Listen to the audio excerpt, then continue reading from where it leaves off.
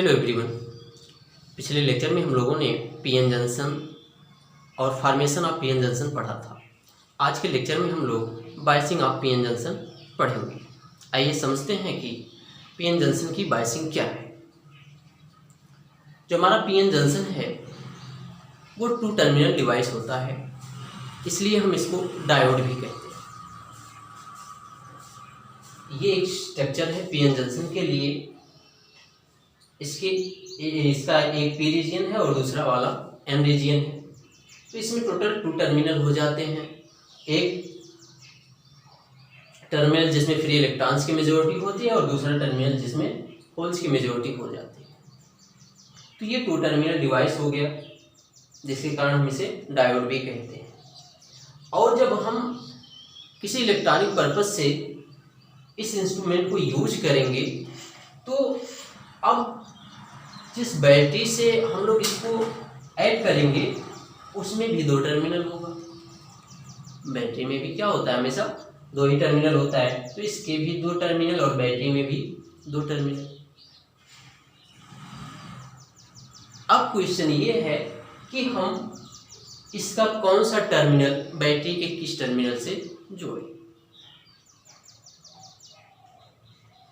तो दोनों में दो दो टर्मिनल होने के कारण इसकी बायसिंग भी दो प्रकार की होती है।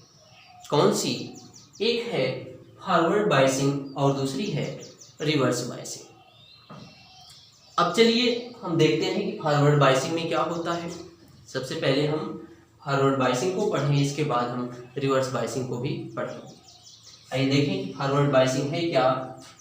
Forward biasing when external DC voltage applied to junction is in such a direction that it cancels the potential barrier, thus permitting current flow. It is called forward biasing. क्या है कि हम अपने पीएन जंक्शन को battery से इस तरह से जोड़ दें कि जो इसका पोटेंशियल बैरियर है वो डिक्रीज कर जाए या फुल्ली एलिमिनेट कर जाए। तो इस तरह की जो बायसिंग होगी उसको हम फॉरवर्ड बायसिंग कहेंगे। और जब तक ये पोटेंशियल बैरियर कैंसिल नहीं होगा तब तक इसमें करंट का कंडक्शन भी नहीं होगा। तो दोनों प्रकार की जो बायसिंग इसमें होती है, एक क्या करता है, एक बायसिंग इसको और इंक्रीज कर देता है, पोटेंशियल बैरियर को और इंक्रीज कर देता है, और जो दूसरी बायसिंग है वो इसको डिक्रीज कर देता है या रिड्यूस कर देता है। तो फॉरवर्ड बायसिंग में क्या होता है, फॉरवर्ड बायसिंग में इसका जो पोटेंशियल बैरियर है वो रिड्यूस करता है। अब किस तरह से हम क्या करें कि इसका पोटेंशियल बैरियर रिड्यूस कर जाए, हम किस तरह से इसको जोड़ें। तो चलिए हम यहाँ पर जो डिप्लेशन लेयर है इसमें देखिए पी रीजियन में नियर द जंक्शन क्या है, निगेटिवली चार्ज आयन है, और एन रीजियन में नियर द जंक्शन क्या है, पॉजिटिवली चार्ज आयन है। तो जंक्शन के एक तरफ निगेटिवली चार्ज आयन, दूसरी तरफ पॉजिटिवली चार्ज आयन। तो यहाँ पर क्या होगा, इलेक्ट्रोस्टैटिक फील्ड क्रिएट हो जाएगा। यहाँ पर इलेक्ट्रोस्टैटिक फील्ड क्रिएट हो जाएगा। और इस फील्ड का डायरेक्शन क्या होगा, इस फील्ड का डायरेक्शन क्या होगा, तो इस फील्ड का जो डायरेक्शन होगा वो ये होगा। ठीक है, इस फील्ड का डायरेक्शन क्या होगा, ये होगा। आप कह सकते हैं कि फील्ड का डायरेक्शन कैसे पॉजिटिव से नेगेटिव की तरफ होगा। तो डायरेक्शन जानने के लिए हम लोग क्या करते हैं कि एक छोटा सा, बहुत ही छोटा पॉजिटिवली टेस्ट चार्ज ले लेते हैं और इसके बीच में टेस्ट चार्ज को रखें। वो टेस्ट चार्ज जिधर मूव करेगा वही उसकी डायरेक्शन होगी। तो अगर यहाँ पर छोटा सा पॉजिटिवली टेस्ट चार्ज रखा जाता है तो ये आयंस क्या करेंगे, उसको रिपल करेंगे, ये उसको अट्रैक्ट करेंगे। तो positive test charge positive ion से नेगेटिव आयन की तरफ मूव करेगा, तो वही इस फील्ड की डायरेक्शन है। ठीक, अब अगर हमें पोटेंशियल बैरियर को रिड्यूस करना है तो क्या करना होगा कि इस फील्ड के अगेंस्ट एक्सटर्नल फील्ड अप्लाई करना होगा। और इस फील्ड के अगेंस्ट एक्सटर्नल फील्ड कैसे अप्लाई होगा? अगर हम इस पीएन जंक्शन के पी रीजियन को हम बैटरी के पॉजिटिव टर्मिनल से जोड़ दें और एन रीजियन को बैटरी के नेगेटिव टर्मिनल से जोड़ दें, तो क्या होगा? जब इसको हम पॉजिटिव टर्मिनल से जोड़ेंगे पी रीजियन को पॉजिटिव से, तो ये पॉजिटिव टर्मिनल बन जाएगा, और एन रीजियन को जब नेगेटिव से जोड़ेंगे तो ये क्या होगा? नेगेटिव टर्मिनल बन जाएगा। ठीक है, अब क्या होगा? अब देखिए फील्ड की डायरेक्शन क्या होती है? हमेशा पॉजिटिव टू नेगेटिव होती है। तो यहाँ से पॉजिटिव टू नेगेटिव डायरेक्शन ये थी, अब ये पॉजिटिव है और ये नेगेटिव है, अब इसके कारण जो डायरेक्शन होगी वो ये होगी। ठीक है, तो आप समझ गए होंगे कि इसके अगेंस्ट किस तरह से हमने इलेक्ट्रोस्टैटिक फील्ड क्रिएट किया है। ठीक है, मीन्स फॉरवर्ड बायसिंग के लिए हम लोग क्या करते हैं कि पी रीजियन को पॉजिटिव टर्मिनल से बैटरी के और एन रीजियन को बैटरी के नेगेटिव टर्मिनल से जोड़ देते हैं। अब क्या होगा जरा देखिए कि यहाँ पर जो एन रीजियन में फ्री इलेक्ट्रॉन्स हैं, अब ये नेगेटिव टर्मिनल हुआ, ये नेगेटिव टर्मिनल इनको क्या करेगा? नेगेटिव टर्मिनल इनको क्या करेगा? ये फ्री इलेक्ट्रॉन्स को रिपल करेगा और ये पॉजिटिव टर्मिनल क्या करेगा? इनको अट्रैक्ट करेगा। और जैसे ही ये नेगेटिव टर्मिनल फ्री इलेक्ट्रॉन्स को रिपल करेगा, ऐसे ये पॉजिटिव टर्मिनल इन होल्स को रिपल करेगा। ठीक है, तो होगा क्या? ये फ्री इलेक्ट्रॉन्स इधर से आकर इस डिप्लेशन लेयर को या पोटेंशियल बैरियर को कंप्रेस करेंगे और होल्स इधर से आकर इसको कंप्रेस करेंगे। ठीक है, तो होगा क्या? जब पोटेंशियल बैरियर को हम धीरे धीरे इंक्रीज करते जाएंगे, जब हम एक्सटर्नल पावर सप्लाई को धीरे धीरे इंक्रीज करते जाएंगे, तो यहाँ पर ये कंप्रेशन इधर से बढ़ता चला जाएगा और इसके अगेंस्ट में अधिक इलेक्ट्रोस्टैटिक फील्ड क्रिएट हो जाएगा। जब फील्ड इस पहले वाले फील्ड के बराबर, यानी कि इन आयनों के कारण जो फील्ड यहाँ पर क्रिएट हुआ है, उतना ही फील्ड इस एक्सटर्नल बैटरी के कारण भी क्रिएट होगा, तो ये जो पोटेंशियल बैरियर है अब वो बहुत ही पतला हो जाएगा। तो डिप्लेशन लेयर जो होता है वो बहुत ही पतला होता ही है, लेकिन जितना पोटेंशियल इसके पास है, इस बैरियर के पास है, उतना एक्सटर्नल पोटेंशियल अगर हम इसके अगेंस्ट में अप्लाई करते हैं तो ये पोटेंशियल बहुत ही पतला हो जाएगा, या कहें कि एक दूसरे से कैंसिल हो जाएगा। ठीक है, जब एक दूसरे से कैंसिल हो जाएगा तो हमारा यहाँ जंक्शन ब्रेक कर जाएगा, और जब जंक्शन ब्रेक कर जाएगा तो अब ये इलेक्ट्रॉन फ्री हो जाएंगे एन रीजियन से पी रीजियन में आने के लिए, और होल भी फ्री हो जाएंगे पी रीजियन से एन रीजियन में जाने के लिए।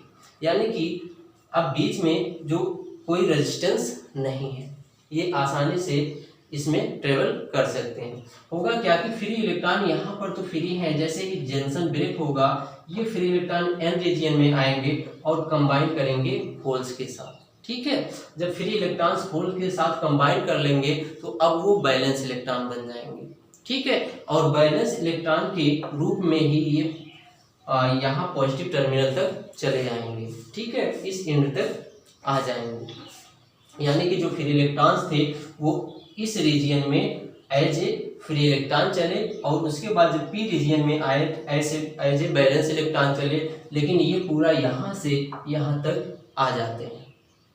ठीक है, अब होल्स क्या होगा? होल्स कुछ दूरी तो इतना यहाँ पर ये तय कर रहे हैं, यहाँ से जंक्शन तक की दूरी होल्स कवर कर रहे हैं, और यहाँ से जंक्शन तक की दूरी फ्री इलेक्ट्रॉन्स कवर कर रहे हैं। तो यहाँ से यहाँ तक का जो करंट होगा वो होल्स के कारण होगा, और यहाँ से यहाँ तक का जो करंट होगा वो फ्री इलेक्ट्रॉन्स के कारण होगा। ठीक है, तो यहाँ का करंट होल्स के कारण और यहाँ का करंट फ्री इलेक्ट्रॉन्स के कारण। अब आप कहेंगे कि इलेक्ट्रॉन तो यहाँ से यहाँ तक आ रहा है तो उसके कारण भी करंट होगा? नहीं, करंट केवल फ्री इलेक्ट्रॉन्स के कारण होता है, बैलेंस इलेक्ट्रॉन के कारण करंट नहीं होता है। तो यहाँ पर उन बैलेंस इलेक्ट्रॉन के कारण करंट नहीं होगा। मीन्स यहाँ पी रीजियन में जो कंडक्शन है, जो करंट है वो होल्स के कारण है, अगर हम इसको IS से डिनोट करें, और एन रीजियन में जो करंट है वो इलेक्ट्रॉन्स के कारण है, उसको हम IE से डिनोट करें, तो पूरा ये जो हमारा पीएन जंक्शन हमने तैयार किया हुआ है, पूरे जंक्शन में जो करंट होगा वो इन होल्स के कारण होगा और इलेक्ट्रॉन्स के कारण होगा, यानी कि जंक्शन में कुल करंट जो आईडी होगा वो होगा I T equal to I H plus I E. इसको हमने आई डी से क्यों डिनोट किया है, क्योंकि ये हमारा एज ए डायोड बिहेव करता है, तो इस करंट को हम आई डी करंट भी लिख सकते हैं। ठीक है, तो यहाँ पर देखिए अब ये डिप्लेशन लेयर क्या होगा, डिप्लेशन लेयर पतला होता चला जाएगा। अच्छा, जब हमने एक्सटर्नल बैटरी नहीं इसमें जोड़ा था तो मान लेते हैं यहाँ पर पी रीजियन में जो विड्थ है वो W1 है और एन रीजियन में जो विड्थ है वो W2 है। ठीक है, तो अभी हमने क्या किया हुआ, बैटरी से इसको जोड़ा नहीं है, तो टोटल जो विड्थ होगी, width of depletion layer W, वो क्या होगी, W1 प्लस W2 होगी। ठीक है, लेकिन जब हम लोग इसकी फॉरवर्ड बायसिंग करते हैं तो अब ये जो विड्थ है ये क्या होगा, रिड्यूस होगा। अब मान लेते हैं कि रिड्यूस हो गए, अगर ये W डैश हो जाता है और ये वाला W1 डैश हो जाता है, ये W2 डैश हो जाता है, तो अब यहाँ पर अगर हम दोनों के कारण कुल विड्थ ऑफ डिप्लेशन लेयर लिखें W डैश, तो ये हो जाएगा W1 dash plus W2 dash. ठीक है, लेकिन क्या है कि W1 की जो वैल्यू है वो W1 डैश से अधिक है, ऐसे ही W2 की वैल्यू जो है W2 डैश से अधिक है, यानी कि ओवरऑल ये जो W होगा वो अधिक होगा W डैश से, यानी कि अब अगर इसको हम W डैश के बजाय WF लिखें, मीन्स जब हमने फॉरवर्ड बायसिंग किया था तब जो विड्थ है डिप्लेशन लेयर की वो है WF, तो ये WF जो है वो लेस देन होगा W से, वो लेस देन होगा किससे, W से, यानी कि अब डिप्लेशन लेयर की जो विड्थ है वो पहले की अपेक्षा कम हो गई। ठीक है, अब इतना आप समझ गए होंगे। आगे कुछ पॉइंट्स हमने यहाँ पर नोट किया हुआ है जो पीएन जंक्शन से रिलेटेड है, उन पॉइंट्स को हम लोग देख लें।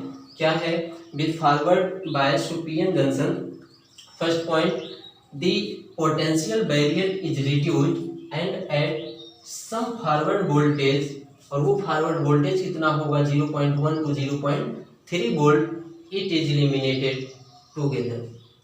ठीक है, the potential barrier is reduced, जब हम इसकी फॉरवर्ड बायसिंग करेंगे तो इसका जो पोटेंशियल बैरियर है वो क्या होगा, रिड्यूस होगा, और जब हम 0.1 से 0.3 वोल्ट एक्सटर्नल पोटेंशियल अप्लाई कर देंगे तब ये जो पोटेंशियल बैरियर है वो लगभग एलिमिनेट कर जाएगा। ठीक है, इस लगभग ये कैंसिल आउट हो जाएगा, अब यहाँ पर कंडक्शन स्टार्ट हो जाएगा।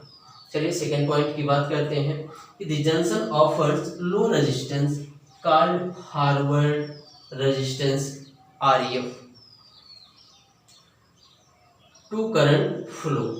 ठीक है, तो ये पहले रेजिस्टेंस इसका ज़्यादा था, जब हमने यहाँ पर potential difference, external potential difference apply किया तो क्या हुआ कि इसका रेजिस्टेंस कम हो गया और रेजिस्टेंस धीरे धीरे इसका रिड्यूस होगा, जैसे पोटेंशियल बैरियर रिड्यूस होगा वैसे रेजिस्टेंस इसका कम होता चला जाएगा, और जिस रेजिस्टेंस पर इसमें करंट का कंडक्शन स्टार्ट हो जाएगा उस रेजिस्टेंस को हम कहेंगे फॉरवर्ड रेजिस्टेंस RF। ठीक है, नेक्स्ट पॉइंट की बात करें कि current flows in the circuit due to stabilizement of low resistance path. ठीक है, ये करंट का सर्किट में करंट का फ्लुएशन कब होगा, करंट फ्लो कब होगा, जब यहाँ पर लो रेजिस्टेंस होगा। किसी भी सर्किट में जब रेजिस्टेंस कम होगा तभी करंट का कंडक्शन होगा। ठीक है, अगर रेजिस्टेंस जो है वो कम है तो करंट का कंडक्शन होगा। The magnitude of current depends upon the applied forward voltage, और जो इसमें करंट का कंडक्शन हो रहा है उसका जो मैग्नीट्यूड है वो किस पर डिपेंड करेगा, जो हम लोग यहाँ पर पोटेंशियल डिफरेंस अप्लाई कर रहे हैं। ठीक है। जो यहाँ पर पोटेंशियल डिफरेंस अप्लाई कर रहे हैं, फॉरवर्ड वोल्टेज इसको दे रहे हैं, उस फॉरवर्ड वोल्टेज पर डिपेंड करेगा magnitude of the current, means ID की वैल्यू फॉरवर्ड वोल्टेज पर डिपेंड करेगी। ठीक है। तो